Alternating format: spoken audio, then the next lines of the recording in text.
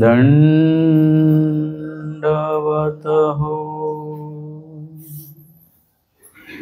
आजच्या नामस्मरण या संदर्भातील 9व्या सत्रामध्ये 609 क्रमांकाच्या लीळेचा हा चौथा भाग आपण बघत आहोत. स्वामींनी महादाईसांना सांगितलं, जीवाची सकळ संपत्तीची असंपत्ती, जीवाची परमेश्वर संपत्ती. सकळ संपत्ती म्हणजे जे काही मूल्यवान आहे किंवा महत्त्वाचं आहे, ज्याला आपण जीवनामध्ये महत्त्व देतो, असं जे काही आहे ते संपत्ती या पदामध्ये आहे. तर ही सगळी जी संपत्ती आहे ती असंपत्ती आहे, कारण की ती जी मूल्यवान वस्तू आहे, द्रव्य असेल, अजून जे जे काही मूल्यवान आहे, ज्यासाठी आपण आपलं पूर्ण आयुष्य जे आहे ते आयुष्यभर आपण धावपळ करत असतो, ज्या संपत्तीसाठी, ती संपत्ती आपल्या आयुष्याच्या संपत्तीची असंपत्ती करून टाकत असते. म्हणजे आयुष्य संपून जातं ना. आपलं सर्वात मोठं दृष्टपर याच्यामध्ये संपत्ती काय आहे? आपलं देह किंवा आपलं जीवन जे आहे, ही आपली मुख्य संपत्ती आहे. आणि ही संपत्तीच असंपत्ती होते. कशासाठी? जी संपणारी संपत्ती आहे ती मिळवता मिळवता, पैसे कमवता कमवता, नोकरी करता करता आपलं जीवनरूपी जी संपत्ती आहे ती असंपत्ती होऊन जात असते. आणि अशा प्रकारे ही अशाश्वत आणि नाशिवंत गोष्ट आहे. द्रव्य किंवा कुठल्याही वस्तूचा कितीही तुम्ही संग्रह केला, कितीही तुम्ही ती वस्तू प्राप्त केली, तरी देखील तुम्हाला त्यातनं जे काही तुमच्या जीवनावश्यक आहे, जीवन मूल्य वाढवणारं जे आहे, ते मात्र त्याच्यातनं प्राप्त होत नाही. जे काही मिळतं ते मिळेपर्यंत आपलं आयुष्य संपून जात असतं. आणि जेव्हा त्या वस्तूचा किंवा त्या द्रव्याच्या उपभोगाचा वेळ येतो, त्यावेळी खूपशा गोष्टी खाण्याच्या आपल्या बंद झालेल्या असतात, चालणं फिरणं आपलं कमी झालेलं असतं. म्हणजे आयुष्य संपत येत, आयुष्यरूपी संपत्ती संपून जाते. अशा प्रकारची संपत्ती मिळवण्यासाठी आपण आयुष्य घालून जातो. आणि जी परमेश्वर संपत्ती आहे, जीवाची परमेश्वर संपत्ती, म्हणजे जीवाची जी मुख्य संपत्ती आहे ती परमेश्वर आहे. कारण की परमेश्वर हे आपलं जीवन मूल्य जे आहे ते जीवन मूल्य वाढवतात. आणि त्याच्यामुळे आपण ती संपत्ती जी आहे ती परमेश्वर संपत्ती आहे. कारण की ती परमेश्वर संपत्ती आपलं जीवन मूल्य जे आहे ते वाढवत असते. आपल्या जीव स्वरूपाची योग्यता, अधिकार, कणव इत्यादी गोष्टी ते त्यामुळे वाढल्या जातात. आणि म्हणून परमेश्वर संपत्ती जी आहे ती सर्वात जास्त महत्त्वाची संपत्ती आहे. आणि ती आपण प्राप्त केली पाहिजे, ती आपण मिळवली पाहिजे, ती आपण आपल्या आयुष्यात वाढवली पाहिजे. कारण की ही संपत्ती जी आहे ती कधीही न संपणारी संपत्ती आहे. अशाश्वत आणि शाश्वत.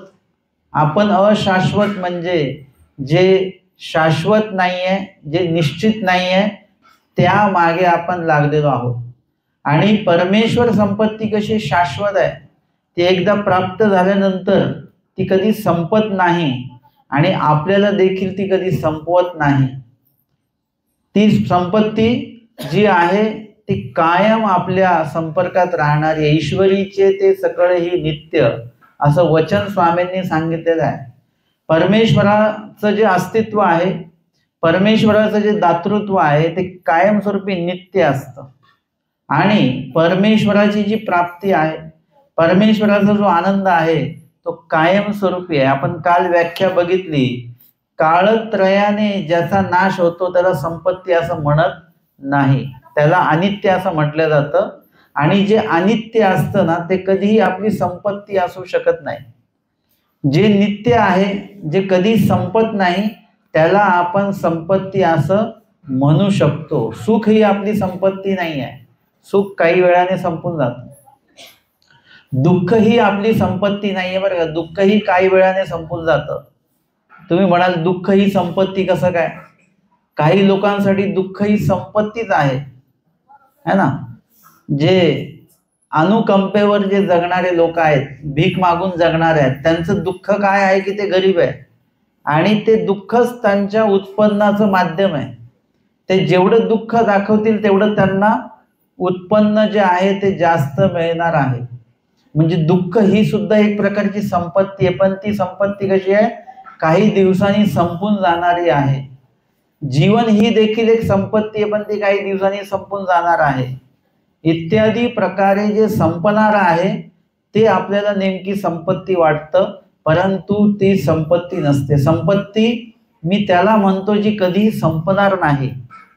आणि म्हणून या जगामध्ये जी काही न संपणार आहे, प्रपंच सृष्टी ही संपणारी आहे, देवतेंची सुखदुःख फळ ही संपणारी आहेत, आणि जीवाचं जे काही नातं वगैरे जे काय आहे ते देखील काही दिवसात, वर्षात, जन्मात ते संपून जात असतं. ते राहत नाही कायम.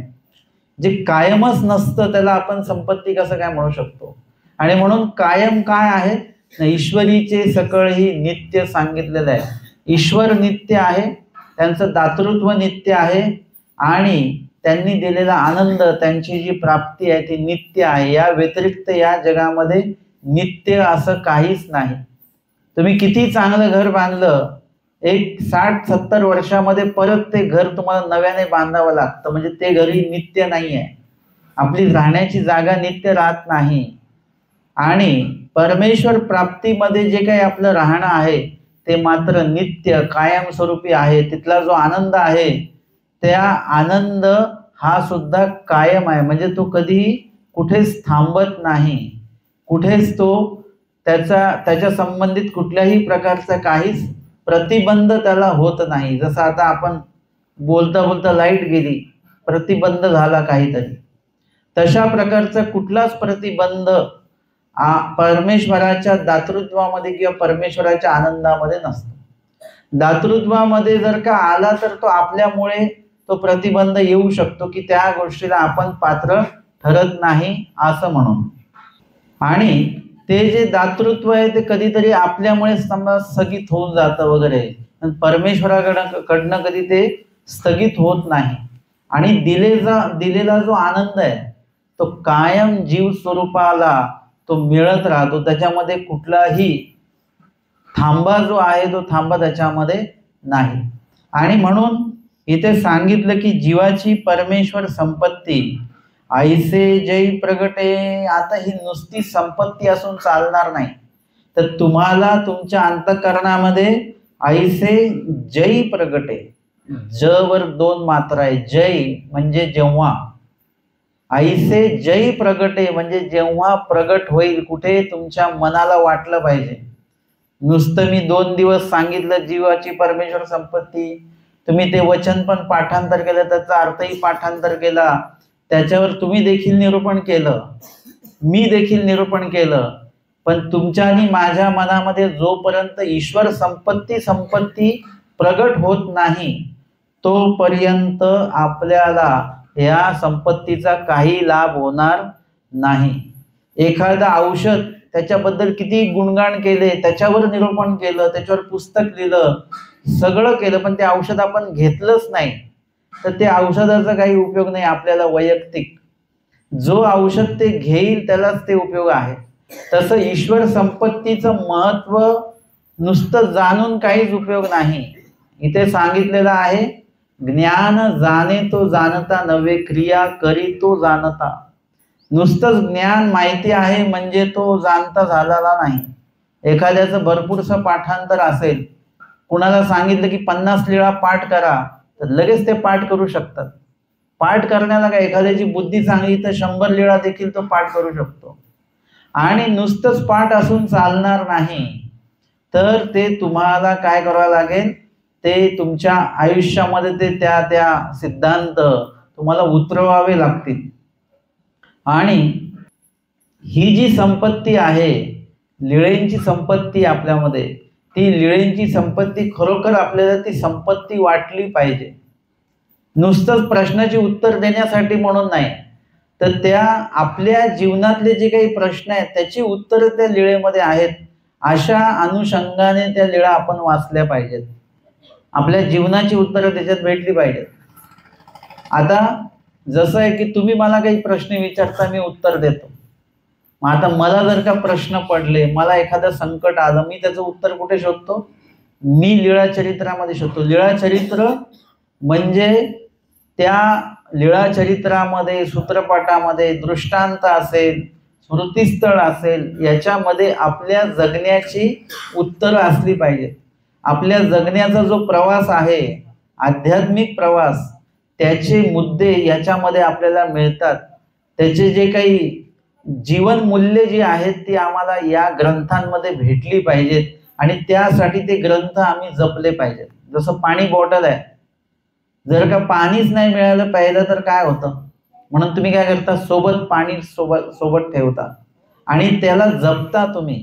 ते पाणी उष्ण होऊ नये, ते थंड राहावं वगैरे वगैरे, ते दूषित होऊ नये, या दृष्टीने त्या पाण्याची जतन तुम्ही करता. कारण की ते पाणी तुमच्यासाठी जीवन मूल्य आहे. पाणी नाही भेटलं तर काय होईल?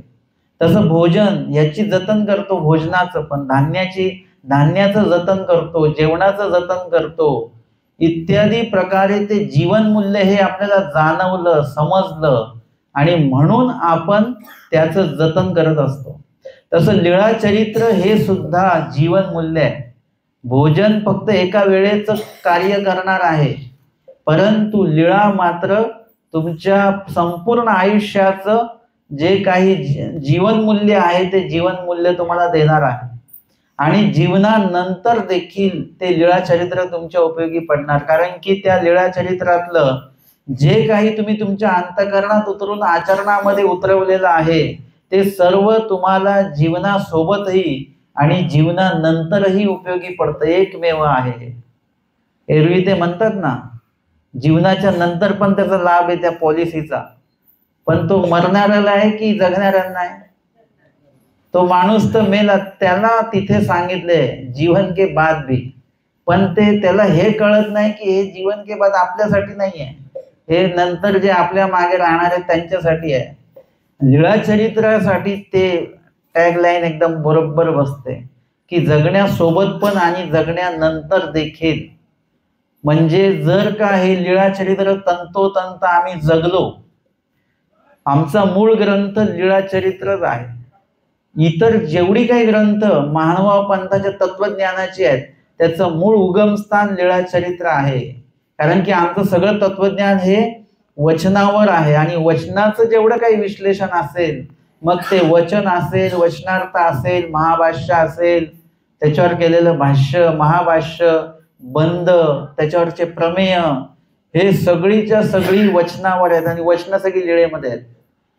दृष्टांत असतील त्याच्यावर जे काही अन्वय, प्रत्यान्वय, पक्ष, पूर्व पक्ष प्रमाणे जे काही अर्थ मांडले असतील ते सगळे दृष्टांत लीळाचरित्रामध्ये येतात.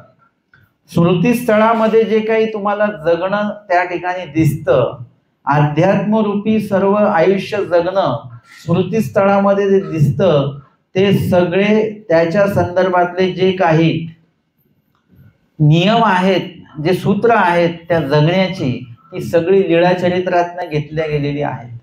आणि म्हणून लीळाचरित्र तुम्हाला काय करायचं हे सांगतं आणि स्वामींनी काय केलेलं आहे, कशा प्रकारे त्या ज्ञानाचं दातृत्व वगैरे केलेलं आहे, हे सुद्धा लीळाचरित्रच आम्हाला सांगत असतं.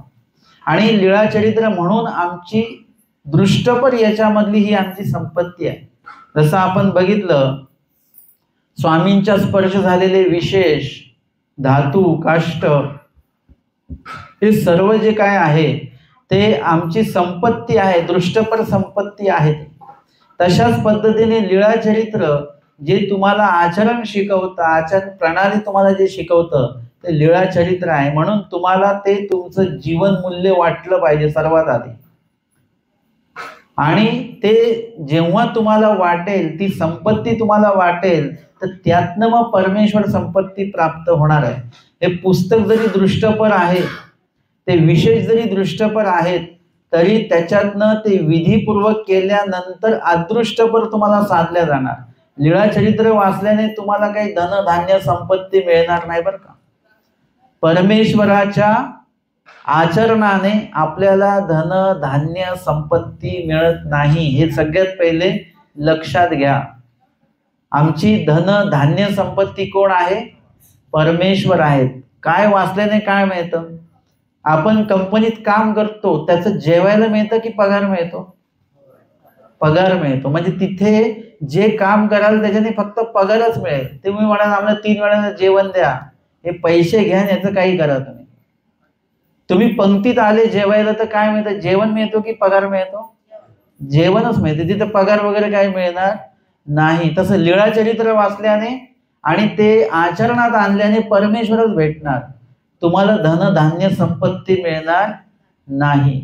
परमेश्वराचं जे तत्वज्ञान आहे ना, ते अध्ययन आणि आचरण केल्याने धान्य संपत्ती मिळत नाही. आणि मिळाली तरी तुम्हाला ती संपत्ती म्हणून वाटत नाही. तुम्ही तेवढ्या पुरतं ते घेत असता, त्याचा संग्रह म्हणून ते केल्या जात नाही. ते लगेच मिळालं, लगेच उपयोगी आणलं, विषय संपला.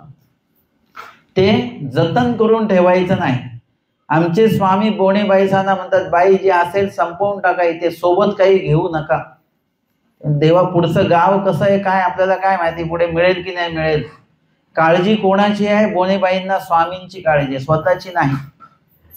मग पुढच्या गावाला गेलं तर काय होतं, हे ओझं नेलं तर ते पण आहे, आणि परत तिथे कोणतरी भेटून स्वामींना काही ना काही देतात, ते पण आलं. मग त्यांना कळतं की स्वामी म्हणत होते ते बरोबर होतं बरं का, की काही सोबत घेऊ नका, पुढे मिळेल. असे 2-4 अनुभव झाले असतील बोनेबाईंना, आणि दोन्ही चारी ठिकाणी त्यांना ते मिळालं. नंतर मग बोनेबाईंनी कदाचित पुढे काही घेतलं नसेल सोबत साहित्य. म्हणजे जे काही मिळालं, धन धान्य संपत्ती मिळाली जरी तरी त्याला संपत्ती म्हणू नका. संपत्ती म्हणून त्याचं जतन करू नका. त्यालाच म्हणतात अस्थिपरीमध्ये निरालंबी. ते सोबत जरी असलं तरी ते नसल्यासारखं असलं पाहिजे. भट्टोबासांकडेही द्रव्य संग्रह होता. तो कसा होता? जे काही रोजचं कोण ना कोण भजन पूजन करायचं ते होतच त्यांच्याकडे, परंतु ते काय म्हणून ठेवलं होतं त्यांनी? ही माझी संपत्ती म्हणून ठेवलेलं नाही आहे. हे परमार्गाच्या उपयोगी लावायचं, हे परमार्गाच्या नावाने आलेलं आहे. आणि म्हणून जेव्हा केव्हा दुष्काळ पडतो त्यावेळी भटोबा सगळ्यांना विनंती करतात की गावात तर भिक्षा मिळत नाही, तर तुम्ही काय करा, माझ्याकडे म्हातारदाम आहे, त्याला म्हातारदाम असं म्हणतात. इंग्लिशमध्ये तुम्ही त्याला FD म्हणता, है ना. आम्ही महानुभाव भाषेमध्ये त्याला म्हातारदाम म्हणतो. म्हातारदाम म्हणजे ज्या वेळेला असं काही परिस्थिती प्राप्त होईल. का बरं अशी परिस्थिती प्राप्त होते? एकी दिन मिळे, दोन्ही दिन मिळे, तिसऱ्या दिवशी मिळणारच. का बरं 2 दिवस हा अंतर का पडतं? कारण की तिसऱ्या दिवशी ज्यांचं अन्न प्राप्त होणार आहे तो दैवाचा भाग्याचा आहे. त्याला दुकाळिका भुकेल्या ह्या प्रकारचं प्रेमोपाय त्याला घडण्याचा योग त्याचा आहे. म्हणून यांचं 2 दिवस आचरणनिष्ठ पुरुषाचं, बरं का, आपले सारखे नाही, आचरणनिष्ठ पुरुषाचा 2 दिवस उपवास आहे. आणि तिसऱ्या दिवशी जर का नाही अन्न मिळालं तर कदाचित ते देवदर्शनाला जातील, त्यावेळी या व्यक्तीचं अन्न उपयोगी जातं. ह्याला प्रेमोपायाची क्रिया म्हणतात. दुकाळिका भुकेल्या थोर गोमटे. चांगलं चांगलं खायला भेटतं म्हणजे देवाची साह्य होतंय. हे उलट एक प्रकारचा आमचा अनधिकार आहे की जेणेकरून चांगलं चांगलं आणि भरपूर खायला मिळाल्यामुळे कदाचित आमचं स्मरण कमी होऊन जातं, कदाचित वाचन कमी होऊन जातं, देवधर्म कमी होऊन जातो. म्हणजे हे दोषजनक आहे, हे पण लक्षात घ्या. चांगलं खायला मिळणं म्हणजे चांगलंच आहे असं नाही. उलट तुम्हाला जेवढी भाजी भाकरी खायला मिळेल, साधं अन्न खायला मिळेल, रस विखो व्यतिरिक्त अन्न खायला मिळेल, तेवढं चांगलं आहे तुमच्या प्रकृतीसाठी पण आणि तुमच्या अध्यात्मासाठी पण. म्हणून इथे त्या गोष्टींना संपत्ती म्हणू नये. चांगलं खायला मिळतं म्हणजे ती संपत्ती नाही, भरपूर दक्षिणा मिळते म्हणजे ती संपत्ती नाही आहे. खूप सुखसुविधा आमची होते, त्याला आम्ही संपत्ती मानून बसू नये. आम्ही त्याच्यात रममान जर का झालो तर देव धर्म आमचा सुटला. कारण की सुख साधने देव प्राप्त होत नाही. आमच्या तर स्वामींनी पुढचा टप्पा सांगितला, देव न पविजे पण देव न आठविजे, म्हणजे देव सुद्धा आठवल्या जात नाही त्या सुख साधनांमध्ये. आणि म्हणून आमची सकळ जी काही परमेश्वराला प्राप्त करण्याची जी संपत्ती आहे, ती संपत्ती म्हणजे परमेश्वर आणि परमेश्वर परायण, म्हणजे परमेश्वराचे स्मरण आचरण निष्ठ साधक. आमच्या स्वामींनी काय सांगितलं की ज्ञात विरक्ताचा संग कीजे. ज्ञात विरक्त, तुमच्या संपर्कातली साधू मंडळी कशी असली पाहिजे? जशी असेल तसे तुम्ही होणार. मग कशी असली पाहिजे आणि तुम्हाला कसं व्हायचं? तुम्हाला पण असंच पाहिजे का की बाबा आश्रमात गेले की आम्हाला चहाची सोय झाली, नाश्त्याची सोय झाली, दुपारचं जेवण, आराम वगैरे एकदम छान सोय बरं का त्या आश्रमात. आम्हाला काय पाहिजे? सोय पाहिजे. कोणीतरी म्हणालं की आजकालचे आश्रम सुख सुविधा युक्त आहेत, अमकं टमकं सगळं आहे. मला सांगा, तुम्ही कुठल्या आश्रमात मुक्कामी जात असता? झोपडीच्या आश्रमात जाता का सुख सुविधेच्या आश्रमात जाता? तुम्ही म्हणतात त्याच आश्रमात जाऊ, तिकडे चांगली सुविधा आहे, वॉशरूम हे ते सगळं काय व्यवस्थित आहे. एखादं झोपडीवाला आश्रम असेल तिथे जातो का आपण? नाही जात. मग त्यांना तर आपण नाव ठेवतो ज्यांनी सुख सुविधायुक्त आश्रम बांधलेला आहे. मुळात म्हणजे कधी कधी ज्यांनी त्या आश्रम तसा बांधलेला आहे त्यांना त्याची गरजही नसते. येणाऱ्या जाणाऱ्यांची एक सुविधा वगैरे तीर्थयात्रे म्हणून ती एक गोष्ट केल्या जाते. पण त्या गोष्टीला आपण संपत्ती मानून बसायचं नाही. ते आहे सुविधाजन्यच आहे सगळं काय, परंतु त्याच्यामध्ये रममान होणं आणि तेच अंतिम साध्य आहे असं मानून बसायचं नाही. ती संपत्ती काही वेळासाठी आहे. जर तुम्हाला कडकडून भूक लागली तर तुम्ही जेवता, तर किती घासानंतर तुमची ती भूक शांत होते बरं? तुम्हाला त्याच्यामध्ये 2-3 चपात्या वाढल्या, तुमचं जवळजवळ 1.5 ते 1.25 चपातीमध्ये तुमची भूक शांत होऊन जात असते. त्याच्यानंतर तुम्हाला जेवायची गरज नसते. आज प्रयोग करून बघा.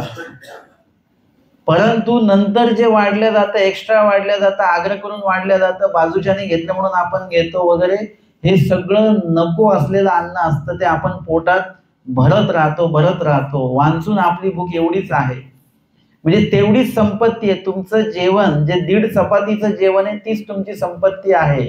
वांचून पुढचं जे आहे ती असंपत्ती असल्यासारखं आहे. बरं, जी 1.5 चपाती खाल्ली ती तरी संपत्ती आहे का? ती संपत्ती नाही. ती काही वेळाने पोटातलं ते अन्न पचून जाणार आहे, पोट रिकामं होणार आहे, ती परत असंपत्ती आहे. संपणारं जे आहे ती संपत्ती म्हणून त्याच्यामध्ये अडकून राहू नका.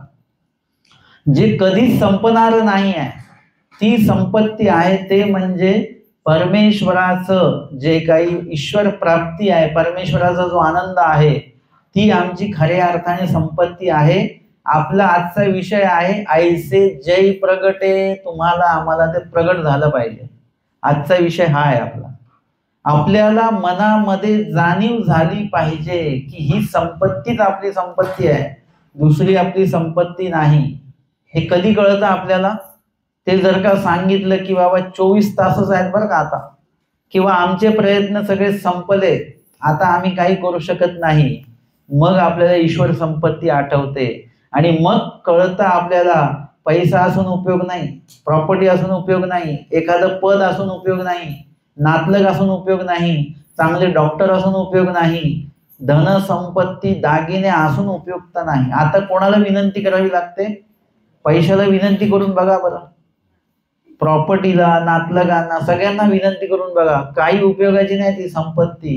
ज्या संपत्तीसाठी तुम्ही आयुष्यभर देवदेव केलेला नाही.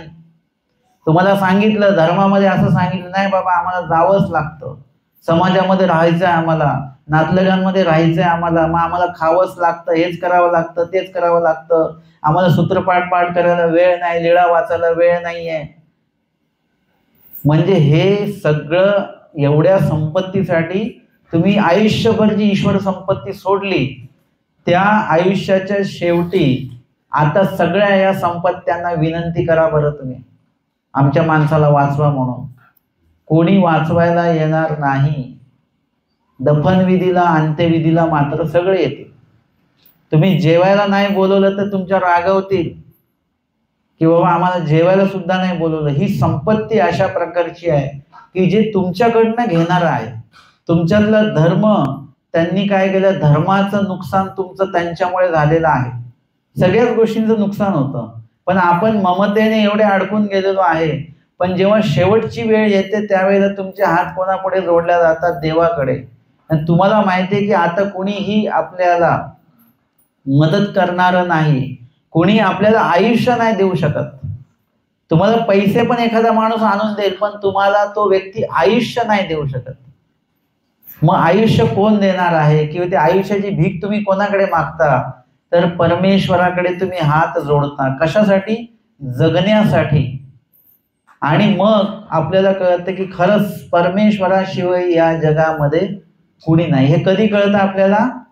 शेवटी कळतं. सुरुवातीला का नाही कळत? सुरुवातीलाच कळालेलं आहे आपल्याला, पण सुरुवातीला ती संपत्ती आपल्याला संपत्ती वाटत नाही. तेच महत्वाचं वाटतं. जे कर्ण होते ना, कर्ण दानशूर होते. त्यांच्याकडे असं म्हणतात, कृष्ण महाराज ब्राह्मण वेशाने दान मागायला आले तेव्हा ते म्हणाले की हे घ्या सोनं, किती पाहिजे ते. सोनं नको, मी ब्राह्मण आहे, मला भिक्षा पाहिजे, भोजन पाहिजे. ते म्हणे मी भोजन देण्यासाठी प्रसिद्ध नाही, मी दानशूर आहे, पण मी सोनं नाणं वगैरे जे काय पाहिजे ते मागा, मी ते देतो.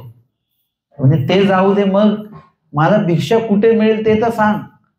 मग त्यांनी पांडवांकडे जिथे राहत होते तिकडे बोर्ड दाखवलं की तिकडे जा म्हणून. आणि मग तिकडे ते गेले, भिक्षा वगैरे घेतली वगैरे, असं तो वृत्तांत येतो.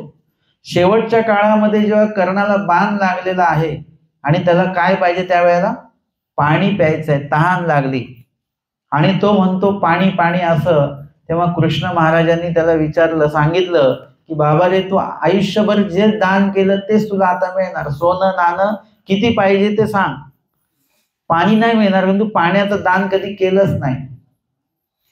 मग त्यावेळेला त्याला हे कळालं असेल की म्हणजे कुठलं दान महत्वाचं आहे. नुसतं सोनं महत्वाचं नाही, इतरही दान महत्वाचं आहे.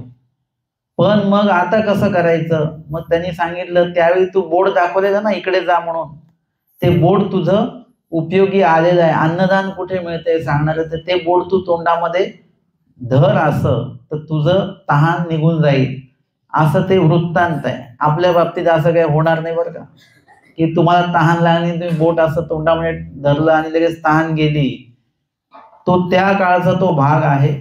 परंतु सांगण्याचा मुद्दा असा आहे की कुठल्या संपत्तीला आपण आयुष्यामध्ये इक्वल महत्व द्यायचं आहे. तुम्ही तुमचं नाते संबंध समाज हे पण सांभाळा, तुम्ही प्रपंचात आहात, आणि धर्म सुद्धा तेवढाच सांभाळा, कारण की तुम्ही धर्मामध्ये देखील आहात. दोन्ही गोष्टी सांभाळा. तुम्ही नुसतं जेवत राहिले, पाणीच नाही पिलं तर तसंही पाणी सुद्धा आयुष्यामध्ये तेवढंच महत्वाचं आहे, जेवण सुद्धा तेवढंच महत्व आहे, धर्म तेवढाच महत्वाचा आहे, आणि कर्म सुद्धा तेवढंच महत्वाचं आहे. आणि जसं तसं तुमचं धर्मातलं जे काही प्रवास जो आहे किंवा तुमचा धर्मातला जो रहिवास आहे, याचं अंतर जेवढं वाढेल तेवढं तुमच्या जीवनातल्या धर्माची टक्केवारी आपोआप जास्त जास्त होईल. आधी 10% धर्म होता, तो 20, 30, 40, 50 असं होता होता एक वेळ अशी येईल की तुम्ही 90% धर्मयुक्त असाल, 10% तुमचं कर्माशी संबंध आहे, ते पण औपचारिक आहे, मनापासून नाही. मग तुम्हाला ती संपत्ती वाढवता आली पाहिजे. मग ती संपत्ती स्मरणाने वाढते. ईश्वर संपत्ती जी आहे, आमच्या स्वामींनी असं उधारीवर नाही सांगितलंय की आम्ही सांगतो म्हणून मान्य करा, अधिकरण सांगतात म्हणून मान्य करा, असं देवानी सांगितलेलं नाही. स्वामी म्हणतात जे जे वचन आम्ही सांगितलं ते त्याची प्रतीती घ्या, त्याचा अनुभव घ्या. हा प्रतीती पंथ आहे. तुम्ही या प्रत्येक वचनाचा अनुभव घ्या आणि मग ठरवा देवाचं जे काही अस्तित्व आहे, देवाचं जे काही सूत्र आहे, देवाचं जे काही साह्य आहे, हे याचा अनुभव आधी घ्या आणि मग ठरवा देवाच्या त्या धर्मात किती प्रमाणात इन्व्हॉल्व राहायचं ते. आणि जे जे आचरणनिष्ठ लोक असतात ना, ते त्या त्या वचनाचा अनुभव घेतात, म्हणून ते उन्हातान्हात देवासाठी फिरतात, उगाच नाही फिरत ते. म्हणजे त्याचा अनुभव आपण घेतला पाहिजे. प्रत्येक वचनाचा अनुभव घ्या. तुम्ही औषधांचा अनुभव घेता, ही गोळी खाल्ली की मला लगेच बरं वाटतं, अनुभव घेतला, त्याच्यावरची प्रतिती. आता त्याच्याविषयी कोणी तुम्हाला काही सांगो, तुम्ही अजिबात तुमचा त्याच्यावरचा जो काही मनोधर्म आहे तो अजिबात कमी होत नाही त्या औषधावरचा. तसं देवाच्या प्रत्येक वचनावरचा आपला जो काही अनुभव आहे, जी प्रतिती आहे, ती कोणी काही सांगितली तरी ती कमी नाही झाली पाहिजे, ती आधी घेता आली पाहिजे. म्हणून आपण काही लोक ज्ञानाच्या बाबतीत, देवधर्माच्या बाबतीत कमकुवत का आहोत? आपण देवापेक्षा इतर गोष्टींना जास्त का महत्व देतो, की नाही बाबा तिकडे नाही गेलं तर जमणारच नाही आम्हाला वगैरे वगैरे, असं का म्हणतो? कारण की तुम्ही त्या वचनाचा अनुभव घेतलेला नाही, प्रतिती घेतलेली नाही आहे. परमेश्वर सहाय्य काय असतं हे आपण बघितलेलं नाहीये. आणि म्हणून ह्या सगळ्या गोष्टींचा अनुभव घ्या. हीच आमची खरी संपत्ती आहे. आणि ही संपत्ती तुम्हाला ईश्वर संपत्ती म्हणजे प्राप्तीपर्यंत पोहोचवणारी आहे. जसं तुम्हाला निरूपणाच्या ठिकाणी जायचं आहे, निरूपण ठिकाण तुमच्यासाठी संपत्ती आहे, पण त्या ठिकाणपर्यंत जे काही पोहोचवणारं वाहन आहे ती पण तुमची संपत्तीच आहे. परंतु ती संपत्ती तुम्हाला त्या संपत्तीपर्यंत पोहोचवणार, पण त्या संपत्तीच्या इथे पोहोचल्यानंतर ही संपत्ती तुम्हाला सोडावी लागते, है ना. गाडी तिकडे सोडून द्यावी लागते, ती त्या संपत्तीचं अस्तित्व तिथपर्यंतच आहे, त्याच्यानंतर नाही. चप्पल तुम्हाला ही संपत्तीच आहे, ती तिथे सोडून द्यावी लागते, त्यानंतर तिचं इथे अस्तित्व नाही. तिचं तिथेच तेवढ्या पुरतच कार्य आहे, तिथे तिथे ती संपत्ती आपल्याला सोडून देता आली पाहिजे. प्रपंच देखील संपत्ती आहे तुमची, तर तो प्रपंच एका विशिष्ट वेळाने तिथे सोडून देता आला पाहिजे, थांबता आलं पाहिजे त्या संपत्तीच्या तिथे. आयुष्यभर त्या संपत्तीत अडकून राहायचं नाही, है ना. लोक आयुष्यभर सगळंच पदार्थ खातात का? वयस्कर लोकांना एखादा पदार्थ ते म्हणतात ते पोरांना द्या, आता आमचं आयुष्य गेलंय खाण्यामध्ये, पोरांना द्या. आता म्हाताऱ्या लोकांना जर का चॉकलेट दिलं ते खातात का? लगेच ते ठेवतात. नातू येईल, नाती येईल तिला, किंवा कोणी लहान मुलगा दिसला की त्यांना ते देऊन देतात. त्यांना आता त्यांनी त्या संपत्तीचा एक वेळेला त्यांच्यासाठी ती चॉकलेट म्हणजे संपत्ती होती, ते भेटलं म्हणजे अख्खं जग भेटलं. आता त्या संपत्तीला तुम्ही तिथे सोडून दिलेलं आहे, ती संपत्ती तुम्ही दुसऱ्याला देऊन टाकता, त्याची जबाबदारी तुम्ही घेत नाही. तसं त्या ज्या संपत्ती आम्हाला आयुष्यभर वाटल्या त्या तिथे तिथे सोडून देता आल्या पाहिजेत. कारण की त्या संपत्त्या स्वतः कधीतरी संपणार आहेत किंवा आपल्याला कधीतरी संपवणार आहेत. घर चांगलं बांधलं आपण आणि मग जर का भूकंपामध्ये ते घर पडलं तर गेलो ना आपण, म्हणजे ती संपत्ती मध्ये आपलं सगळं संपलं आणि ती संपत्ती आपल्याच अंगावर पडल्यावर आपणच संपलो. म्हणजे ती संपत्ती अशा प्रकारची आहे. परंतु परमेश्वर संपत्तीसाठी जेव्हा आपण हे करतो त्यावेळेला त्याचा मोबदला काय मिळतो? परमेश्वरच मिळतात. दंते गोपाळ वास आहेत, 3 दिवस अन्न मिळालं नाही मिळालं का? अन्न मिळालं, अन्नाची उपलब्धता आहे, परंतु महत्वाचं काय आहे? अन्न खाणं महत्वाचं नाही, विधी पालन महत्वाचं आहे. आता दंते गोपाळापासांसाठी ते जे काही अन्न मिळतं अन्न छत्रातलं, ही संपत्ती नाही आहे. तो अन्न विधीपूर्वक खाणं ही संपत्ती आहे. विधियुक्तच ते खानपान झालं पाहिजे. ते म्हटले इथेच बसून खा, तसं नाही खाता येत ना. ते अन्न घेतल्यानंतर देव आठवत स्मरण झालं पाहिजे आणि स्मरणानंतर देव आठवत ते भोजन ग्रहण करायचं आहे. म्हणजे इत्यादी प्रकारचे विधी आहेत भोजन करण्यामागे सुद्धा. महानुभाव साधू भिक्षा मागतो म्हणजे काही जेवण्यासाठी भिक्षा नाही मागत, तिथे सुद्धा ईश्वराने सांगितलं भिक्षा मागा म्हणून. ईश्वराने सांगितला परिच्छेद म्हणून विशिष्ट पदार्थांचा परिच्छेद आहे. ईश्वराने सांगितलं शयनासनी भोजनी परमेश्वर व्हावा किंगा. कोण म्हटलं तुम्हाला की झोपून देव ऐकायचा नाही, झोपून स्मरण करायचं नाही? आमचे स्वामी सांगतात शयनी, आसनी आणि भोजनी. शयन म्हणजे तुम्ही झोपलेले आहात, जोपर्यंत डोळा लागत नाही देव आठवत आठवत आठवत झोपा. आसन बाहेरून कुठून आले की आधी देव आठवला पाहिजे, पंखाने आठवला पाहिजे आम्हाला. शयन, आसन आणि भोजन किती आवडीचं जेवण असलं तरी आधी देव आठवला पाहिजे, आणि देवामुळेच हे अन्न आम्हाला चांगलं मिळालेलं आहे. म्हणजे प्रत्येक ठिकाणी तुम्हाला देव आठवता आला पाहिजे. ते म्हणाले 3च ठाय का सांगितले? तिथे सांगितले तिन्ही ठाई विसरते ठायत, म्हणजे इथेच नेमके देवाला आपण विसरत असतो. म्हणून आवर्जून देवाला तिथे आपल्याला आठवायचं आहे. म्हणून महानुभाव साधक जे भिक्षा मागतात ते सुद्धा विधीपूर्वक त्या भिक्षांचं ग्रहण असतं. नुसतंच ताटात आलं म्हणून खायचं असं नाही आहे. प्रत्येक गोष्टीचा विधी आहे महानुभाव साधकामध्ये. आणि देवाला आठवून, देवाला स्मरून ते जे अन्न प्राप्त झालेलं आहे ते देवाला कृपा दृष्टीने दृष्टपूत करायला सांगितलं जातं, प्रार्थना केल्या जाते. इथे पाण्याचा संकल्प महत्वाचा नाही बरं का. तुम्हाला वाटलं तर गोल पाणी फिरवलं की झालं. मी एकाला विचारलं गोल पाणी का फिरवलं, ते म्हणे देवता अशा येऊ नये तिकडून म्हणून. म्हटलं वरून देवता जर का आल्या तर एक असाही संकल्प सोडून द्या म्हटलं. देवता कशाला ताट गेलो, देवताला माहिती आहे परमेश्वराला दृष्टपूत करण्यासाठी ताट ठेवलेलं आहे. देवता त्याच्यामध्ये कशाला लुडबुड करणार आहे. आणि देवतेला घ्यायचं तर ताट वाढल्यावरच का घेतील, विशेषाच्या समोर ठेवतानाच का घेतील. तुम्ही जेव्हा जेवण बनवलं टोपामध्ये आहे तेव्हाच घेतील ना ते, किंवा उपाराचं ताट वाढलं, तुम्ही ओट्यावर वाढलं ते ताट तेव्हाच घेतील ना ते. ते कशाला वाट बघतील की विशेषाच्या समोर. आता त्यांनाही माहिती पडलेलं आहे की तुम्ही इथे आले की लगेच संकल्प सोडता, मग तिथे आपल्याला मिळत नाही, मग ओट्यावरच घेऊन घ्या. असं त्यांच्यात काही बदल नसेल झालेला का. हे एक कोणीतरी डोक्यात टाकून ठेवलंय की उपाराचं ताट ठेवलं की लगेच काही लोक एका हातात उपार आणि एका हातात पाणी घेतात.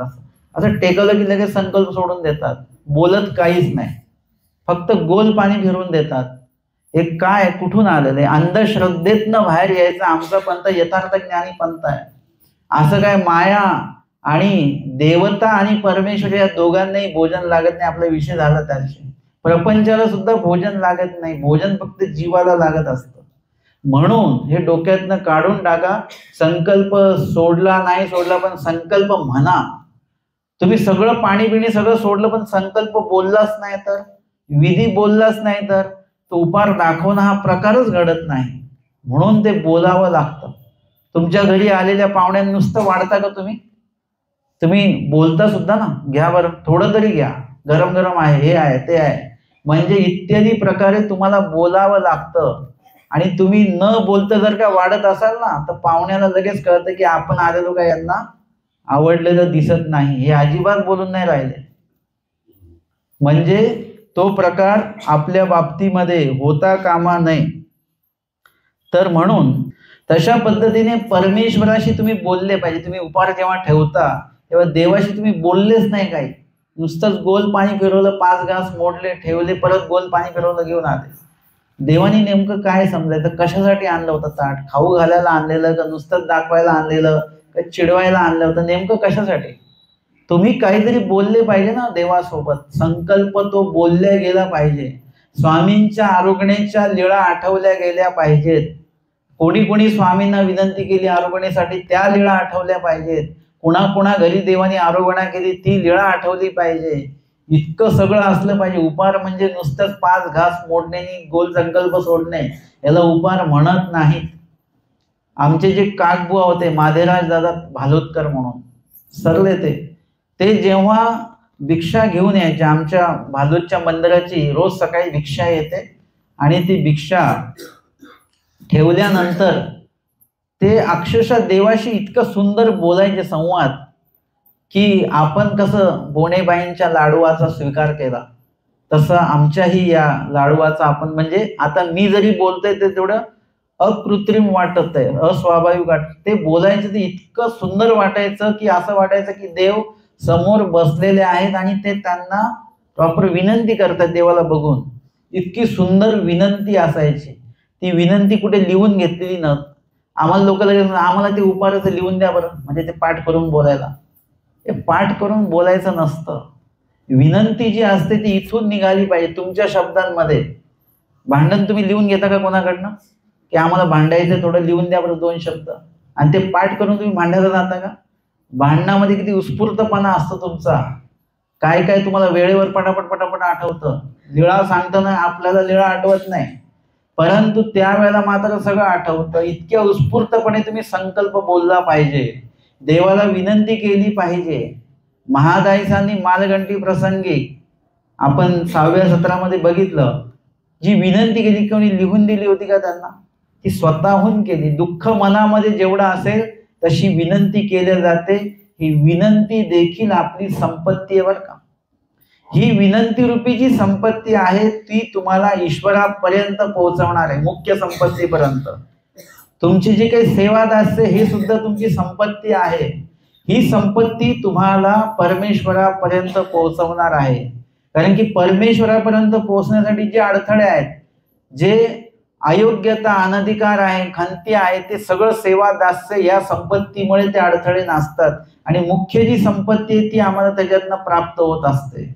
विनंती ही संपत्ती आहे, सेवादास्य ही संपत्ती आहे, नामस्मरण ही संपत्ती आहे, ज्ञान श्रवण ही संपत्ती आहे, ज्ञान अध्ययन ही सुद्धा संपत्ती आहे, ज्ञान आचरण ही देखील संपत्तीच आहे. या सगळ्या संपत्ती आम्हाला ईश्वर संपत्तीपर्यंत पोहोचवणार आहेत. आणि आपला विषय सुरू होता की जसं तुम्हाला ज्या कार्याने तीच गोष्ट प्राप्त होत असते तशा पद्धतीने तुम्हाला परमेश्वर दायक जेवढेही दृष्टपर कार्य जरी तुम्ही केले, लीळा वाचन हे दृष्टपर कार्य आहे. आपण काल बघितलं दृष्टे अदृष्ट न साधे, परंतु तेच दृष्टपर लीळा चरित्र तुम्ही अदृष्टपर बुद्धीने जर का वाचलं तर अदृष्ट सदे म्हणजे अदृष्टपर परमेश्वराची भेटण्याची जी योग्यता आहे ती अदृष्टपर आहे. ती योग्यता तुम्हाला दिसत नाही, तुमच्या कुठे पासबुकला त्याची एंट्री वगैरे काही होत नाही. त्या योग्यतेची ती जीव स्वरूपामध्येच होत असते. ती योग्यता, तो अधिकार, ती कणव अदृष्टपर आहे. फक्त ते लीळा चरित्र अदृष्टपर बुद्धीने वाचता आलं पाहिजे. सूत्रपाठ, नामस्मरण अदृष्टपर बुद्धीने वाचता आलं पाहिजे. आमच्या पंथातलं 95% स्मरण हे सहेतुक आहे, निर्हेतुक नाही आहे. म्हणून नामाचे 10 आहे त्या स्मरणाने होत नसतात. आमचे सगळे स्मरण मार्गशीर्ष श्रावण महिन्याचे 2 महिने तर त्याच्यात गेले आमचे, है ना. राहिले 10 महिने. 10 महिन्यातलं जे स्मरण आहे ते कशासाठी आहे? देवप्राप्तीसाठी नाहीच आहे. ते हे भेटावं, ते भेटावं, ते भेटावे, दृष्टपर गोष्टींसाठी स्मरण आहे. परंतु जेही साधक, असे सगळे साधक असे नाही आहेत. काही साधक असे आहेत की ते सगळं सकाळच्या काळापासूनच जे 24 तासाचं जे स्मरण आहे ते सगळं स्मरण त्यांना साधल्या जातं. अदृष्टपर बुद्धीने ते स्मरण करतात. प्रपंचातले लोक देखील आहेत असे बरं का काही, तर त्यांना त्या स्मरणाने अदृष्टपरच प्राप्त होणार आहे. त्यांना दृष्टपर त्याच्यातनं काहीच मिळणार नाही. असे काही ग्रस्त मंडळी आहेत की जे ईश्वराचं आचरण प्रपंचात राहून इतकं सुंदर करतात, त्यांच्याकडे धनसंपत्ती कमी दिसते आम्हाला, त्यांचं घर साधं सुधच दिसतं, म्हणजे खूप काही ऐश्वर्य त्यांच्याकडे दिसत नाही. का? कारण की त्यांच्याकडे नामस्मरणाचं ऐश्वर्य आहे, जे तुम्हाला आम्हाला दिसणार नाही. ते फक्त ऐश्वर्य परमेश्वराला दिसतं. आणि म्हणून ते सुख, श्रेय, शृंगार त्यांच्याकडे आम्हाला दिसतो. सुख म्हणजे समाधान, श्रेय म्हणजे परत्र गोमटे त्यांना सतत घडत असतं, आणि शृंगार म्हणजे काय? सजणे. शृंगार म्हणजे काय? सजणे. तर तो व्यक्ती कशाने सजतो? असा मेकअप वगैरे करून सजत नाही तो व्यक्ती. हा मेकअप वगैरे कोणाला आवडतो? जीवांनी केलेला मेकअप जीवांना आवडतो. पण देवाला कुठला मेकअप आवडेल? कुठला मेकअप केल्याने देव लगेच म्हणतील वा सुंदर दिसता तुम्ही? आम्हाला विधींचा शृंगार करावा लागेल. विधींचा शृंगार म्हणजे एक एक विधी, जसं एक एक अलंकार तुम्ही स्वतःच्या शरीरावर परिधान करता, स्वतःच्या त्या एक एक अवयवामध्ये त्याला ती जागा देता, तशा पद्धतीने एक एक विधींचा अलंकार आहे. एक एक विधी म्हणजे एक एक अलंकार आहेत, आणि तो एक एक अलंकार तुम्हाला तुमच्या जीव स्वरूपावर जडवावा लागणार. सोन्याचा अलंकार जो आहे तो देह स्वरूपावर जडवावा लागतो, परंतु विधीचा जो अलंकार आहे तो तुमच्या जीव स्वरूपावर तुम्हाला तो शृंगारावा लागेल. आणि त्याच्याने या मेकअपने मृत्यपती प्रसन्न होईल, परंतु त्या मेकअपने, त्या शृंगाराने विधीच्या नित्यपती जे आहेत ते प्रसन्न होतील. आता उलट पण होतं बरं का असं, की जर का तुम्ही हाच मेकअप मध्ये रममान राहिले तर नित्यपती नाराज होतील. आणि जर का तुम्ही देवधर्म विधीचा अलंकार जर का तुम्ही ते देवधर्म करत असाल ते जो मृत्यपती तो घाबरून जातो बरं का. त्याला वाटतं ही आता दीक्षा घेते का नो, त्याला इतकं टेन्शन येऊन जातं, तो नाराज होऊन जातो. असं दोघांचे शृंगार दोघांना चालत नाही. दोन्ही पतीच आहे, की मृत्यपती एक नित्यपती आहे. मग आता एक विशिष्ट वेळ तुम्ही मृत्यपतीसाठी तुम्ही जगा, परंतु पूर्ण वेळ जे आहे ते नित्यपतीचं ध्यान लक्षात राहिलं पाहिजे. आपल्या नित्यपतींचं प्रसन्नता लक्षात राहिली पाहिजे, त्यांची नाराजी कशाने होईल ती लक्षात ठेवली पाहिजे, आणि विधीने आपण स्वतःला शृंगारलं पाहिजे. आणि त्यामुळे काय होणार आहे की परमेश्वर संपत्ती जे आमचे जे काही तुम्हाला सांगितलं संपत्ती, ते विधी ही आमची संपत्ती आहे. आणि ती विधिरूपी अदृष्टपर संपत्ती तुमचं अदृष्टपर योग्यता अधिकार करणं वाढून अदृष्टपर परमेश्वराच्या संपत्तीपर्यंत तुम्हाला घेऊन जाणार आहे. म्हणून आमचे स्वामी सांगतात, दृष्टे अदृष्ट न सदे. दृष्टपर कार्याने अदृष्टपर परमेश्वर साधल्या जात नाही, है ना. लोक सहेतुक देवधर्म करतात आणि वरून म्हणतात की आम्ही खूप देवधर्म करतो, आम्ही खूप देवधर्म करतो. ते देवधर्म पदात येतच नाही. तुम्ही कशाच्या तरी मोबदल्यामध्ये देवदेव करता, तो मोबदला तुम्हाला मिळाला, हिशोब संपला. आता देवाकडनं तुम्हाला काहीच भेटणं बाकी नाहीये. तुम्ही 10 रुपये दिले, 10 रुपयाची वस्तू मिळाली, आता अजून दुकानदार तुम्हाला काय देणार त्याच्यामध्ये? काहीच देणार नाही. तसं देवाकडे तुम्ही सहेतुक स्मरण केलं, आमचं हे काम झालं पाहिजे, ते काम तुमचं झालं. आता देवाचा तुमचा कुठला हिशोब राहिला नाही. आता तुम्ही म्हणायचं नाही की आम्ही मागच्या महिन्यात खूप देवदेव केलेला आहे म्हणून. तो देवदेव केल्याच्या मोबदल्यात तुम्हाला देवाने भरपूर देव केलेला आहे, म्हणजे देऊ केलेलं आहे, ते दिलेलं पण आहे.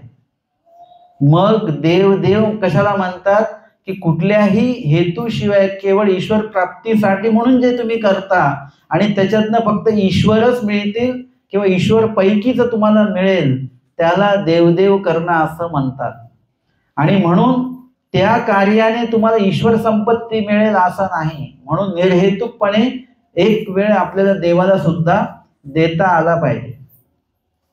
अशा पद्धतीने ह्या सगळ्या गोष्टी ज्या आहेत ते आम्हाला प्रगट झाले पाहिजे. ऐसे जय प्रगटे, आमच्या इथे प्रगट होत नाही. सगळं कळतं आहे. आता मी जे म्हणतोय ते सगळं तुम्हाला पटतंय बरं का. तुम्ही म्हटले की आम्ही हे पहिल्यांदाच ऐकलं, हे असं कधीच ऐकलं नाही, आणि खरंच हे ऐकताना डोळ्यात पाणी आलं वगैरे सगळं झालं.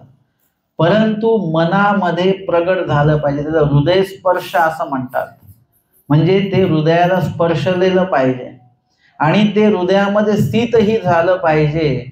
तर जाऊन कुठे त्याचं महत्व कळते की बस आपला विषय तिकडे सुरू होता की आता देवाशिवाय काहीच नाही असं जेव्हा प्रगटेल. ह्याच्यासाठी आमच्या स्वामींनी कुष्टियाचा दृष्टांत सांगितला.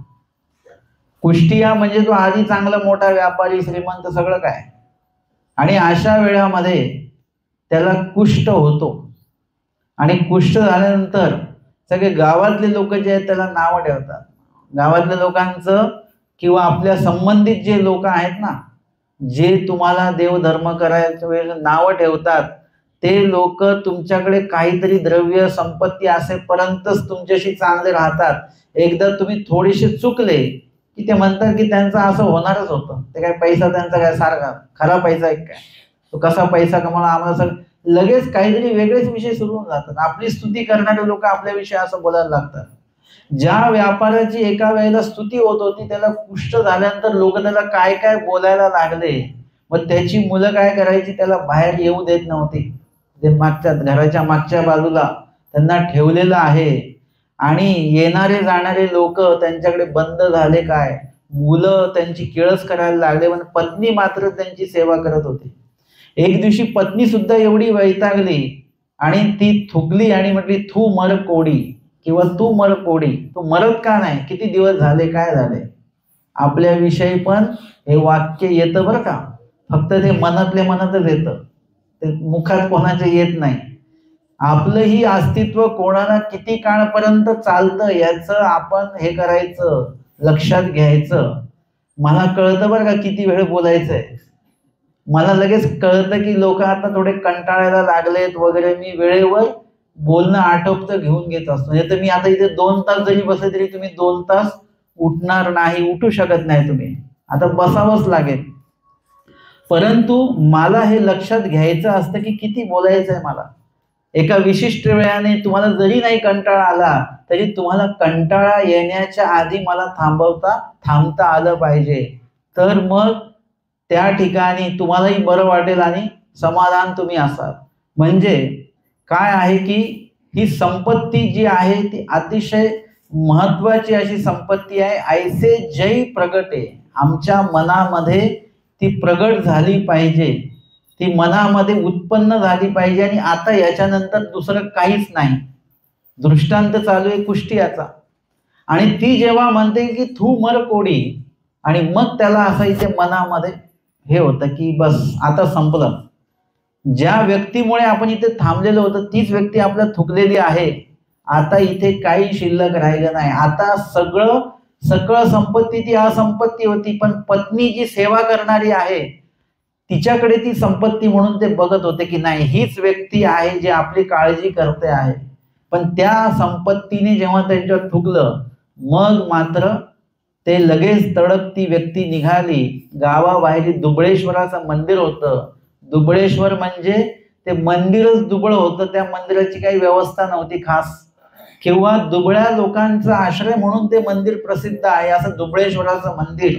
त्या ठिकाणी ते गेले आणि त्या देवतेला अनुलक्षून ते म्हणतात की हे देवा, आजपासून मी तुझा आणि तू माझा, बस आता दुसरं तिसरं कुणी नाही. एवढीच आता ईश्वर संपत्ती त्यांना प्रगटली. कधी पैसा होता तेव्हा नाही, प्रॉपर्टी आहे तेव्हा नाही, सगळा परिवार सोबत आहे तेव्हा नाही, पत्नी आहे तेव्हा पण नाही, कुष्ठ झालं तरी तेव्हा पण नाही. पण जेव्हा पत्नीने थुकल्यानंतर मग कळालं की ईश्वर संपत्ती खरी संपत्ती आहे. बाकी आपण आयुष्यभर जेवढं कमवलं ते आपल्या काही कामाचं नाही, आपले पुत्र पुत्री कामाची नाही, पत्नी कामाची नाही, काहीच नाही. आणि मग ते जे काही त्याचे नातलग आहेत, मुलं बाळ आहेत, त्यांना घ्यायला आले की कुठे गेले बाबा वडील, परत लोक आम्हाला नावं ठेवतील किंवा वडिलांना वाऱ्यावर सोडून दिलं. म्हणजे लोक लगेच वडिलांकडची तोफ की मुलं तर चांगली पण वडिलांनीच काहीतरी पाप केले म्हणून त्यांना असं झालं. आता ते वडील गेले दुबळेश्वराच्या मंदिरात, आता ती तोफ कोणाकडे येणार, मुलांकडे येणार की मुलानेच बापांना व्यवस्थित सांभाळून बाप निघून गेले घरातनं, लगेच मुलांकडे तोफ येते. लोक कोणाला ना कोणाला तुमच्या घरात, तुम्हाला नाही तर तुमच्या घरासाठी कोणाला बोलतच राहतात. लोकांचं जास्त काही मनावर घ्यायचं नाही. लोकांच्या पद्धतीने आयुष्य जगू नका, देवधर्म लोकांच्या पद्धतीने करू नका, स्वतःच्या पद्धतीने आयुष्य जगा आणि धर्माच्या पद्धतीने देवधर्म करा. लोकांना काय वाटेल, लोक काय म्हणतील अशा पद्धतीने चालू नका. तो कुष्टिया जेव्हा तिकडे गेला त्याला आणण्यासाठी त्याचे मुलं गेले आणि त्याला म्हणतात की घरी चला म्हणून. ते म्हणतात नाही, आजपासून तुम्ही माझी नाहीत आणि मी पण तुमचा नाही. कारण की त्याला माहिती आहे घरी आता किती त्यांनी मान सन्मानपूर्वक नेलं तरी काय होणार आहे, एकदा ज्या घरामध्ये आपल्यावर थुकल्या गेलेला आहे त्या घरावर आपण आता परत कधी तिथे पाऊल ठेवायचं. याच्यापेक्षा जास्त मोठा अपमान आपला दुसरा तिसरा कुठला नाही. वास्तविक थुकायचीच गरज आहे का? आपण नसावं असं वाटत असेल कुणाला तर ते सुद्धा थुकल्यासारखंच आहे एक प्रकारचं. त्याच्या आधीच आपण काय करायचं, तो संपर्क चांगला ठेवून आधीच निघायचं तिथून. आमचे स्वामी गोवाडिया ज्वर निवृत्ती, त्याच्यामध्ये 3 दिवस त्या पोराचा ताप स्वामींनी घेतला त्या गवळीचा, आणि तिसऱ्या दिवशी स्वामी जेव्हा ते सगळं आटोपलं, ताप वगैरे सगळं झाला, स्वामींचं भजन पूजन केलं, स्वामी निघायला लागले, ते निघू देईना त्यांना. स्वामी म्हणतात तिथे आम्ही भांडूनही निघालो, भांडून निघावं लागलं देवाला. इतका आपलेपण आहे. ते भांडण म्हणजे ते वालं भांडण नाही बरं का तुम्ही करता ते भांडण, म्हणजे ते आपुलकीचं भांडण होतं, प्रेमाचं भांडण होतं, रागाचं भांडण नव्हतं. अशा प्रकारे ही आपुलकी तयार होत असते आणि ती आपुलकी असतानाच आपण एक्झिट घ्यायचं असतं, बाहेर पडायचं असतं. फार लोकांनी जा म्हणेपर्यंत तिथे थांबायचं नसतं. आपण कुठे इथली गोष्ट नाही चालू आहे निरूपण स्थळातली, इथे कोणी जा म्हणणार नाही. इथे सगळी सोय आपली राहण्याची, जेवणाची, निरूपणाची सोय आहे. इथून कोणी तुम्हाला जा म्हणणार नाही. इथून कुठून प्रपंचातनं आपल्याला कोणी जा म्हणायच्या आधी आपण निघालो पाहिजे, वेळीच आपण त्याग केला पाहिजे आणि त्या वेळेला सकळ संपत्ती ती असंपत्ती वाटली पाहिजे. मी सगळं कमवलेलं आहे, पण आता मला जिकडे जायचंय तिकडे ही माझी संपत्ती माझ्या काहीच उपयोगाची येणार नाही. म्हणून लीळाचरित्रामध्ये सर्व संपन्न असले निळभट्ट भांडारेकार पडवीतनं निघतात, पडवीतनं घरात सुद्धा येत नाहीत, शर्ट घ्यायला येत नाही ना चप्पल घालायला येत नाही, काहीच नाही, पडवीतल्या पडवीतनं तसंच निघतात, आंघोळही केलेली नाही. जे लोक बोलतात ना की सकाळी आंघोळ केल्याशिवाय देवाला हात लावायचा नाही, ती व्यक्ती आहे की आंघोळ न करता प्रत्यक्ष देवासोबत गेलेली आहे. तुम्हाला तर आंघोळ न केल्याशिवाय विशेषाला हात नाही लावायचा असं आहे. इथं तर प्रत्यक्ष ज्यांच्यामुळे विशेष तयार झाले ते चक्रधर स्वामी, ज्यांच्या स्पर्शामुळे तो पाषाण पवित्र झाला, ते स्वतः चक्रधर स्वामींसोबत निळभट्ट भांडारेकर विना आंघोळीचं निघून गेलेले आहेत. कारण की तिथे मनाचं स्नान झालेलं आहे, देहाचं स्नानाशी काही संबंध नाही. सर्व संपन्न असलेले आमचे माहीम भट्ट हे तरी पडवीतनं गेलेले आहेत, ते तर पडवी सुद्धा नाही आहे, ते गावातनं स्वतःच्या गावातनं अवकाशाला गेले होते, तिकडचे तिकडेच निघून गेलेले आहेत. आता ह्याच्याही पेक्षा आमचे भट्टोवास आहेत, ते तर स्वतःच्या गावातनंही नाही गेलेले, दुसऱ्या गावातनंच तिकडच्या तिकडे परस्पर त्यांनी निर्णय घेतलेला आहे, तिकडच्या तिकडेच निघून गेलेला आहे. त्या सर्वांसाठी त्यांचं घर दार नातलग सगळे संपत्तीच आहे, पण त्या संपत्तीचा कधी केव्हा कसा त्याग करायचा हे त्यांना प्रगट झालं. आईचे जय प्रगटे का त्याग झाला? निळभट्टांना नुसतं मागील फांकी पहा म्हटल्यानंतर हे ईश्वर संपत्ती आहेत, आईचे प्रगटले म्हणून ते निघाले. माहीम भट्टांना हे ईश्वर संपत्ती आहेत हे पहिल्या भेटीमध्येच बोध झालेला आहे, परंतु या संपत्तीला प्राप्त करण्याला या संपत्तीचा त्याग करावा लागेल. आपली संपत्ती ईश्वर संपत्ती असं प्रगटलं त्यांना आणि तिकडच्या तिकडेच निघून गेलेले आहेत. घरातनं जेव्हा निघाले अवकाशाला तेव्हा काही डोक्यात नाही आहे, पण तिथे मात्र ते प्रगटलेलं आहे, विचार सगळे चालू तेच आहेत. भट्टोबासांच्या मनामध्ये ते सुरू आहे, निघाले देखील, पण आईकडे जेव्हा त्यांना प्रगट झालं की नाही आता देवाकडेच थांबायचं, त्याच वेळेला देवाकडे ते जाण्यासाठी म्हणून त्यांनी आईकडे सगळं देऊन टाकलं. आधी प्रगटलं मग त्यागलेलं आहे. ज्या वेळेला आता वेगळी लीळा घेऊ आपण, डांगरेशांची लीळा येते. सकळ संपत्ती ती असंपत्ती जीवाची परमेश्वर संपत्ती आहे.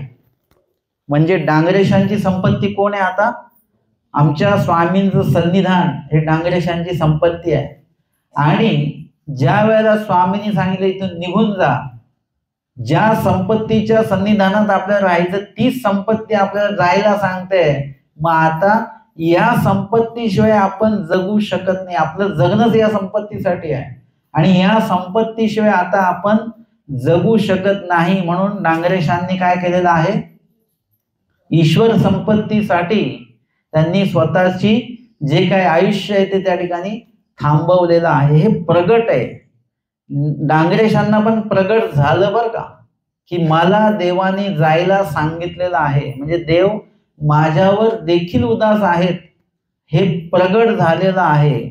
की देव जाणून सुद्धा आपण अजून याच देहामध्ये आहोत, आपण मनुष्य देहात आलो पाहिजे, मनुष्य देहात आल्याशिवाय आपला उद्धार नाही, हे सगळं जाणून देखील आपण याच देहामध्ये रममान आहोत आणि त्याच्यामुळे कदाचित देव उदास झाले असतील. ही आपण काल्पनिक हे केलेलं आहे, लीळाचरित्रामध्ये असं नाही आहे. आणि त्याच्यामुळे त्यांनी काय केलेलं आहे, ईश्वर संपत्तीच्या संपर्कात जर का राहायचं नाहीये तर या आयुष्यामध्येच आपल्याला राहायचं नाहीये, म्हणून आपलं आयुष्य त्यांनी संपवून टाकलं. परंतु अशा व्यक्तीचं स्वामी जे सांगतात ना, उठणे बैसणे तुली वाया न वचे, तशाच पद्धतीने डांगरेशांचं देहावसान सुद्धा वाया गेलेलं नाही, ते त्यांच्या उपयोगी लागलं. देवासाठी जेव्हा आपण आपलं आयुष्य जे आहे ते पणास लावतो, देह सोडतो, त्यावेळेला सुद्धा आपण देवाकडेच पोचत असतो. देवासाठी फक्त आयुष्य सोडलं पाहिजे. आपण आयुष्य दुसऱ्यांसाठी जगलो आणि शेवटी देवाकडे यायला बघितलं तर त्याच्याने देव साधल्या जात नाही. परंतु जर का आयुष्य आपण इतरांसोबत राहून देवासाठीच जगलो, मग आता शेवटी देवाकडे आलं तर मग आपण देवाकडेच जाणार आहोत. आणि म्हणून ते आम्हाला इथे प्रगटलं पाहिजे की खरोखरच ईश्वर संपत्ती ही आपली संपत्ती आहे. तुम्ही प्रपंचातच राहा, तुम्ही प्रपंचामध्ये जे काही तुमचं रोजचं दिनचर्या आहे ती करा, सगळं काही करा, कमवा प्रपंचासाठी, परंतु लक्षात काय ठेवा की आपली ही संपत्ती नाहीये. त्या संपत्तीमध्येच राहा, पण ही संपत्ती आपली संपत्ती नाहीये, ही आपली असंपत्ती आहे आणि परमेश्वरच आपली संपत्ती आहे हे लक्षात घेऊन आपल्याला चालायचं आहे. त्याच्यामुळे काय होणार की त्यामुळे आपल्याला हे जय प्रगटे तै भीतरी जे बर्वे असे ते दिसे. मूळ प्रश्न काय आहे? आता आपण या लीळेचा तिसरा भाग आज आपण घेत आहोत. याच्या पहिल्या भागाकडे परत जायचं आज आपल्याला, की प्रश्न असा आहे की देवा, जे भीतरी बर्वे असे असं तुम्ही म्हटले, ते भीतरी बर्वे जे असे ते काहीसे न दिसे, जे आम्हाला ते कधी प्राप्त होईल, त्या प्रश्नाचं उत्तर हे सर्व काही आहे. आणि स्वामी सांगतात असं ईश्वर संपत्ती जेव्हा तुम्हाला प्रगट होईल, तरी भीतरी असे ते दिसे, तेव्हा तुम्ही त्या भीतरील स्वरूपाशी संपर्कामध्ये याल. तोपर्यंत येणार नाही. तोपर्यंत आम्ही मूर्ती वर्णनच करत राहणार आहोत, बाह्य मूर्तीचं वर्णन. आम्हाला बाह्य मूर्तीच्या वर्णनामध्ये जायचं नाही. हे लीळा काय सांगते? तुम्हाला अंतर स्वरूपाच्या संपर्कामध्ये जायचं आहे. आपण काय म्हटलं? आपल्या पवित्र स्वरूप संबंधाशी आम्ही आमचा प्रत्येक विषय स्वरूपाशी असला पाहिजे. लीळा ज्या आहेत त्या श्रीमूर्तीच्या योगाने घडत असतील, पण त्या मागे कारणीभूत परमेश्वराचं स्वरूप आहे. अवतार जरी झालेले आहेत तरी त्याचं जे मूळ आहे ते स्वरूप आहे. स्वरूपापासून सगळ्या गोष्टी चाललेल्या आहेत. मूळ जो उल्लेख परमेश्वराला झाला जीवाला आनंद देण्याचा, तो स्वरूपी झालेला आहे. आम्हाला पावन कुठे व्हायचं तर स्वरूपी व्हायचं आहे. मग आम्ही नुसतंच मूर्तीच्या वर्णनामध्ये अडकून चालणार नाही. आणि म्हणून महादायीसांना स्वामी सांगतात, आणि त्यांचा प्रवास स्वरूपाकडे जाणार आहे की ऐसे जय प्रगटे तै भीतरी असे ते दिसे. तुम्हाला जेव्हा प्रगट होईल की हे सगळं संपत्ती आहे, परमेश्वर संपत्ती ही संपत्ती आहे असं जेव्हा प्रगट येईल, तेव्हा तुम्ही भीतर स्वरूपाशी संपर्कामध्ये याल. तोपर्यंत येणार नाही. मग आपण किती वर्षाचे उपदेशी असो, किती वर्षाचे दीक्षित असो, किती देवदेव करणारे असो, किती पदयात्रा करणारे असो, किती स्थानवंदन करणारे असो, किती पंचावतार करणारे असो, किती अन्नदान करणारे असो, जोपर्यंत इथे प्रगट होत नाही की ईश्वर संपत्ती, तोपर्यंत तुम्ही स्वरूपाशी संबंधित होणार नाही. तोपर्यंत तुम्ही पंथामध्ये दृष्टपर गोष्टींशी संबंधात राहणार. दृष्टपर गोष्टी. आता प्रवचनाला किती लोक आहेत? आता तुम्ही देवपूजा ठेवा बरं, इथे जागा मावणार नाही, आपले एवढे लोक येतील. दृष्टपर गोष्टीच्या संपर्कात आपण जास्त आहोत. परंतु ठीक आहे, देवपूजेच्या माध्यमातून अदृष्टपर काहीतरी कमवू आपण, तर ते नाही. फक्त आपण विशेष कपाळावर टेकवतो, बस झालं. त्याच्यातनं सुद्धा आपण अदृष्टपर काहीच प्राप्त करत नाही. जर का अदृष्ट प्राप्त केलं तर त्या विशेष वंदनाला खूप महत्व आहे. प्रसाद स्थान वंदनाला महत्व आहे. निरूपणाला सुद्धा महत्व आहे. निरूपणाला येऊन जर का तुम्ही माझ्या जीवाचा उद्धार मी कसा करावा हे विचारण्याच्या ऐवजी जर का मला वेगवेगळे प्रश्न जर का तुम्ही विचारले तर, की बाबा मग आम्हाला नोकरीचा योग कधी आहे, माझ्या लग्नाचा योग कधी आहे, हे जर का प्रश्न मला विचारले तर मला वाटले की निरूपणाच्या नंतर थोडा वेळ रिकामा असतो माझ्याकडे, त्याच्यामध्ये हे पण काम सुरू करून द्यायचं का? इथे जे निरूपण चालू आहे ते अदृष्टपर खात्यातलं निरूपण आहे. ते निरूपणाचा जो विषय आहे ना, तो अदृष्टपर ईश्वराच्या स्वरूपाशी संबंधित आहे. तर आपले प्रश्न सुद्धा त्या संबंधित असले पाहिजेत, की त्या जवळ जाणारे प्रश्न असले पाहिजेत. बाकीच्या प्रश्नांची उत्तर काही मला येत नाही. मला तर हे नाही माहिती की लाईट कधी येणार आहे ना, मला हे पण नाही माहिती आहे.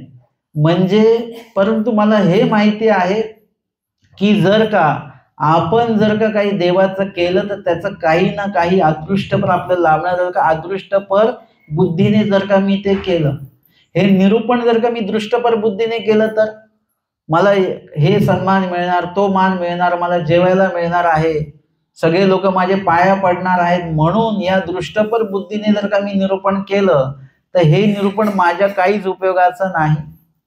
मला दृष्टपर सगळं मिळेल, अदृष्ट काहीच नाही मिळणार.